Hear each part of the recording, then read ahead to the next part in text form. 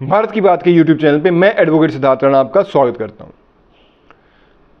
साथियों, जैसा आपको पता, हमने एक सीरीज शुरू कर रखी है कि भारत में किन किन चीज़ों में पिछले 9 साल में भारत सरकार द्वारा बदलाव आया भी है या नहीं आया, या ये सिर्फ मीडिया की हाइप है, या इसके पीछे कोई पुख्ता आंकड़े भी हमारे पास उपस्थित हैं। इस सब चीज़ की जानकारी जितना मेरा सामर्थ्य है, जितनी मेरी रिसर्च मेरे से हो सकी और जितना मैं एक 7-8-10 मिनट की वीडियो में उसको पिरो सकूं, उतनी जानकारी मैं अलग अलग विषयों में आपके बीच में लाने का प्रयास कर रहा हूं। और मैं आशा करता हूं कि आपको ये प्रयास पसंद आ रहा होगा और अपने भारत में क्या बदलाव हो रहे हैं आपको ये जानकर, जिनको मेरे साथियों को पता है उनको भी और जिनको नहीं पता उन्हें भी ये जानकर बहुत ज़्यादा प्रसन्नता हो रही होगी, गौरव की एक अनुभूति हो रही होगी। साथियों, आज हम बात करेंगे कि कैसे भारत सरकार ने हमारी विरासत के ऊपर भी ध्यान रखा, कि जो हमारी विरासत, हमारी कल्चरल हेरिटेज जिसे हम कहें, उसके ऊपर कैसे भारत सरकार ने अपना फोकस लगा रखा है। अगर हम कलाकृतियों की क्षेत्र में बात करें साथियों, 231 के करीब कलाकृतियां जो हैं भारत में वापस लाई जा चुकी हैं अभी तक पिछले 9 वर्षों में भारत सरकार के द्वारा। इसमें से लगभग 157 के करीब तो मात्र अमेरिका से वापस लाई गई और 40 के करीब ऑस्ट्रेलिया के पास पड़ी थी, वहां से हमें वापस लेके आए। देखो, ये जो हमारा कल्चर है साथियों, ये कल्चर जो है अब तक हम इसको भूले बैठे थे, लेकिन जो हमारी कल्चरल विरासत है, भारत एक ऐसा देश है जिसके जन्म की कोई तिथि नहीं है। इतना एक पौराणिक सभ्यता वाला देश, जिसने विश्वगुरु, जो शुरू से विश्वगुरु था, है और रहेगा, इसमें कोई अचंभा नहीं है। समय समय पर हम ये देखते हैं कि कैसे जो अमेरिका, ब्रिटेन के जो लोग हैं वो भारत की तरफ आकर्षित होते हैं, यहाँ के कल्चर की तरफ, चाहे वो योग के माध्यम से हो, चाहे यहाँ मंदिरों के माध्यम से हो। जैसा मैं एक उदाहरण देके आपको बताना चाहूँगा, यहाँ के जो गुरु बड़े बड़े हुए, जैसे कि जो ये मार्क जकरबर्ग वगैरह और एप्पल कंपनी के जो मालिक रहे, वो कैसे नीम करोली बाबा, जो नैनीताल में जिनका आश्रम था, वहाँ पे आके उनके दर्शन करे और उसके बाद उनके जीवन में क्या बदलाव आया, कैसे भारत की तरफ खींचे आई, यहाँ के अध्यात्म की शक्ति, यहाँ के कल्चर की शक्ति कैसे इनको प्रभावित करती आई है। ये हमारे लिए बहुत ही गौरव का विषय है, जिसको अब तक पुरानी सरकारें भूली बैठी थी, या यूँ कह लीजिए किसी अपनी इंटेंशन से भुलाने की कोशिश की जा रही थी। पिछले 9 साल में इसमें बहुत बड़ा एक बदलाव आया। हमारे जो क्रांतिकारी जो रहे हैं, उनको सम्मान देने की अगर हम बात करें तो साथियों, पिछले 9 साल में भारत सरकार ने ये नहीं देखा कि ये क्रांतिकारी किस पार्टी से था, किस विचारधारा से था। उनको भारतीय होने का, भारत की विरासत होने का, भारत की एक गौरवशाली उनका एक इतिहास होने का सम्मान दिया गया। इसमें सबसे बड़ी जो अगर हम बात करें, स्टैच्यू ऑफ यूनिटी, कैसे प्रधानमंत्री आदरणीय श्री नरेंद्र मोदी जी ने मुख्यमंत्री रहते हुए एक सपना देखा था कि स्टैच्यू ऑफ यूनिटी, जो सरदार वल्लभ भाई पटेल जी की, एक वहाँ पे बहुत बड़ी एक प्रतिमा लगाई जाए। और दोस्तों, ये प्रतिमा जो है, ये हमारे कल्चर का तो हिस्सा है ही, हमारे इतिहास का हिस्सा तो है ही, लेकिन इससे अगर आप बारीकी में इस चीज़ को समझें, जिस क्षेत्र में ये मूर्ति लगी है वहाँ पे बहुत ही पिछड़ा हुआ वो क्षेत्र है और वहाँ पे बहुत ज़्यादा संसाधन नहीं थे। इस एक मूर्ति के वहाँ बनने से वहाँ टूरिज़्म का इतना ज़्यादा ग्रो कर चुका है कि वहाँ के जो स्थानीय लोग हैं उनको बहुत सा रोज़गार, उस पर्टिकुलर स्टेट की जो इकोनॉमी है उसमें उनका योगदान, और अलग अलग तरीके से उनको वहाँ पे नई नई चीज़ें सीखने को मिल रही हैं, नए नए रोज़गार पैदा हो रहे हैं, नए नए लोग वहाँ पे जा रहे हैं।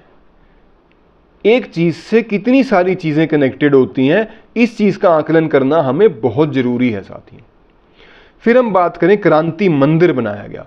जलियांवाला बाग का जो स्थान है उसको पुनर्विकसित करने का जो एक काम किया, वो आज तक किसी सरकार ने उसके तरफ सोचा भी नहीं कि उसको ठीक ठाक किया जाए, उस धरोहर को बचा के रखा जाए। साथियों देखो, हर एक चीज़ की एक आयु होती है।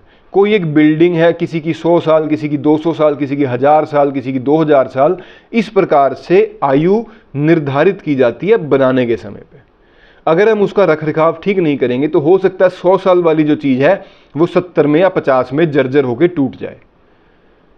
ये बहुत ताज्जुब की बात है कि अब तक जब से हमारा भारतवर्ष आज़ाद हुआ है, जलियांवाला बाग जो था उसको पुनर्विकसित करने के लिए, पुनर्निर्माण उसका करने के लिए, उसको ठीक करने के लिए कोई परियोजना ही नहीं चलाई गई, कोई विजन दिखाया ही नहीं गया किसी सरकार द्वारा।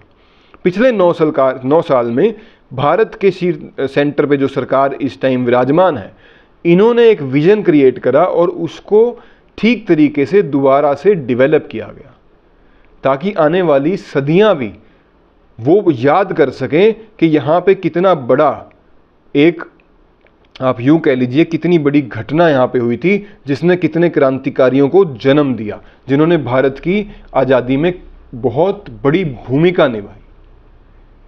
साथियों, महात्मा गांधी जी की 150वीं जयंती बनाई गई, बहुत धूमधाम से बनाई गई ताकि आने वाली पुश्तें उनका योगदान याद रखें, उनका जो मार्ग है उस पे चलने की प्रयास करें।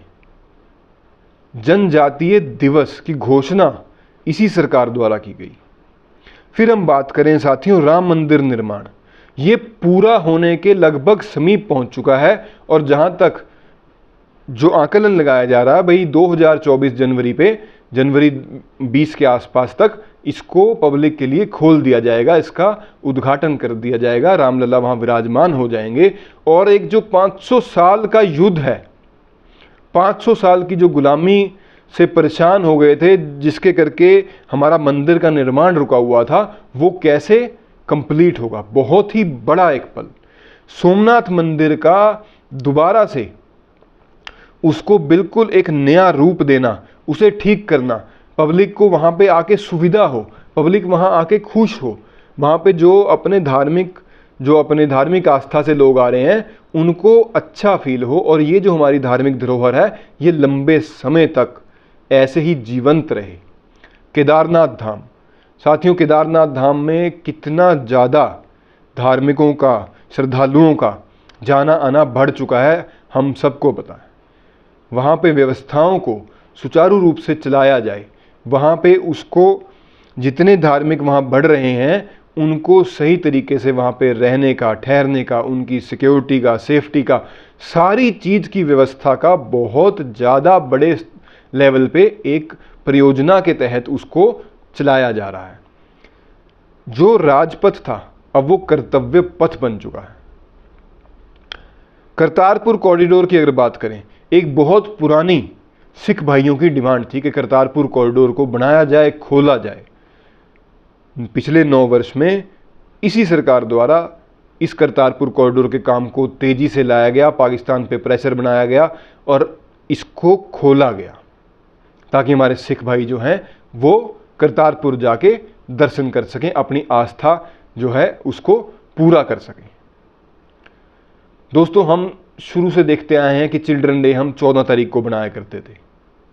मैं उसके किसी कटाक्ष में नहीं जाऊंगा कि उसके पीछे क्या कहानी थी क्या नहीं थी, लेकिन वाकई में जो भारत में वीर बाल दिवस बनना चाहिए, हमारे गुरु साहब के बच्चों ने शहीदी दी, जिस तारीख को इतना बड़ा बलिदान हुआ, उस तारीख को वीर बाल दिवस के रूप में बनाने का जो काम किया है, ये बहुत बड़ा एक बदलाव है। और जितने मेरे सिख भाई ये वीडियो देख रहे हैं उनको इस चीज़ का ज़रूर आकलन करना चाहिए कि आज से पहले ये कभी क्यों नहीं हुआ, क्यों इस प्रकार के वीर बाल दिवस की घोषणा आज से पहले नहीं की गई।